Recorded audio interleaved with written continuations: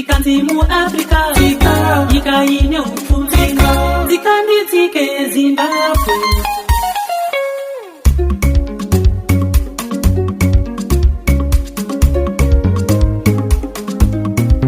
Now shake your body to make it money.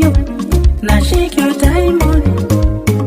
Ah yeah yeah yeah, ah yeah yeah. Zikango matino shingirira. Ah yeah yeah, ah yeah yeah. Zikango matino shingirira. Ah yeah yeah.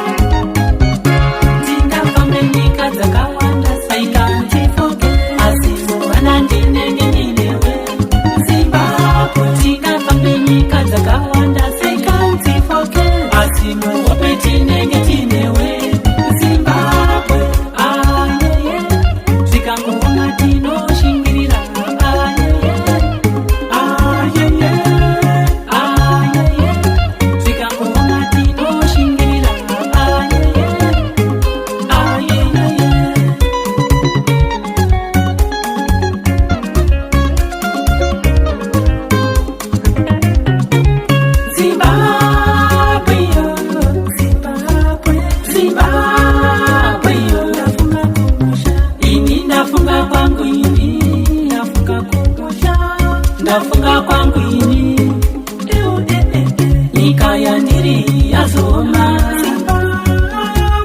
Ndafunga kwangu ini Ah yeah yeah Zikango matino shingirira Ah yeah yeah, ah yeah yeah, ah yeah yeah Zikango matino shingirira Ah yeah yeah, ah yeah yeah yeah.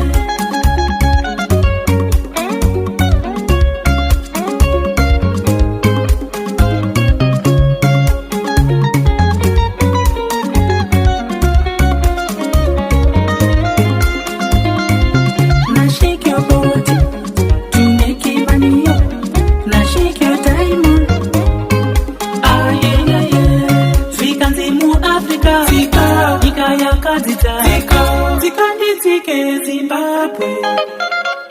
Zikanzi mu Afrika, Yika ine ufunzi.